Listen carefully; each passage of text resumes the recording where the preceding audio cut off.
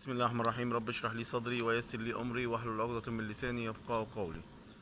النهارده هنتكلم على تناول حبات التمر. هنتكلم على 3 مواضيع هنختصرهم مع بعض. اول حاجة حبات التمر. التمر اللي هو التمر الرطب ده لا يؤثر على مريض السكر يا جماعة.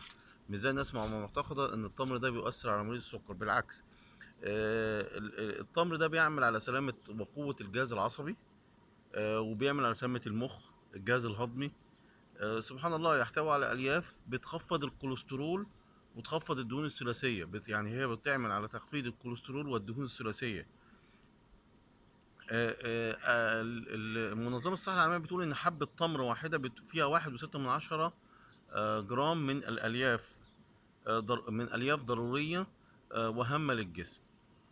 طيب، يعني طبعا 1.6 ده ما يعادل 6% من احتياج الشخص اليومي في الالياف. طيب، يعني انا لو كلت 7 تمرات زي ما النبي صلى الله عليه وسلم قال: كل من تصبح ب7 تمرات لم يمسه سم ولا سحر في هذا اليوم. 7 تمرات دول يعني اكتر من 40% من حاجة الجسم للالياف. تمام. وعلى العكس، الناس اللي بتقولك ان التمر كده هيعمل على زيادة الوزن، لا، التمر بالعكس هيعمل على منع السمنة وبيحارب الكوليسترول وبيقي امراض القلب. فانا بنصح بتناول تمر في اليوم. يعني حتى لو قدرت تاكل 7 تمرات مفيش مشاكل. لو قدرت تاكل كل 6 7 ساعات تمر مفيش مشاكل. التمر الرطب ده لا يؤثر على السكر، بل بالعكس بيقوي الجهاز المناعي، بيقي سرطان القولون، بيقوي الذكاء. يعني في 6% الحباية الواحدة من احتياج الجسم من الألياف.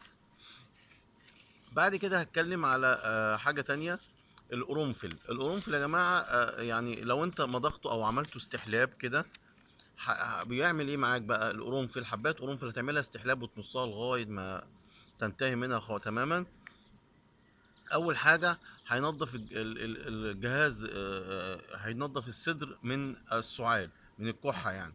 وهيعمل الذاكرة القوية، هينظف البطن والمعدة، هيعمل رائحة فهم كويسة جدا، مفيد للكبد والطحال، ومقوي للنظر، ومفيد للكليتين. طيب، يبقى احنا كده اتكلمنا على التمر، ثم على القرنفل.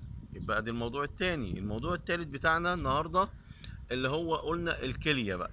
الكلية عشان احافظ عليها، الكلى او الكلى احافظ عليها، لازم يعني اشرب ميه كتير جدا. شرب الميه، الكلية دي عاملة زي السمك، اديها ميه تعيش. لازم اشرب ميه كتير جدا. طيب، احافظ عليها اكتر، افضل اشرب الشعير بقشره، اغليه واشربه بقشره. ما اشربش مواد غازيه، كولا، بيبسي، اي حاجه زي كده ما اشربهاش.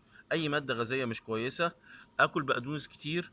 التوم يعمل على توسيع الاورده، وبالتالي يعني لو التوم، فص توم في اي اكله هيبقى كويس جدا. البطيخ بقى المرضى الكليه، ودي اللي هي هختم بيها النهارده.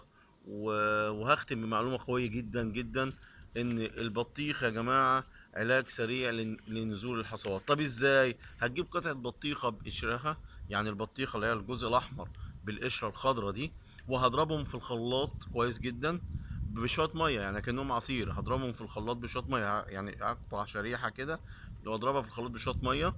وبعدين هشربها بقى كده بدون اي سكر ولا بدون اي حاجه، كل 3 ساعات كوبايه. في ظرف باذن الله 3 ايام بالظبط هتلاقي الحصوه بتاعتك نزلت. وجرب وقول لي: انا جربته وما نفعتش معايا، او انا جربته ونفعت معايا. وباذن الله هتلاقي الحصوه نزلت. وفي وصفات تانية لتنزيل الحصوه زي الزيتون الاسرائيلي، عليه معلقه. هو اسمه زيتون اسرائيلي، معلقه، لان هو اسود شبههم يعني. معلقة عليها يعني زيتون اسرائيلي بودرة، عليها نص ليمونة. لازم يفور. لما يفور هتشربه على الريق الصبح لمدة 10 أيام، هتلاقي الحصوة بإذن الله نزلت. حاجات كتيرة بتنزل الحصوات، بس أهمها البطيخ بقشره. حاجة سهلة جدا. هتغليه، هتضربه في الخلاط بمية، وهتشرب كوباية كل 3 ساعات في 3 أيام بإذن الله. هتلاقي الحصوة نزلت، مش هتحتاج لحاجة. كنتم معكم دكتور وحيد عبد العال.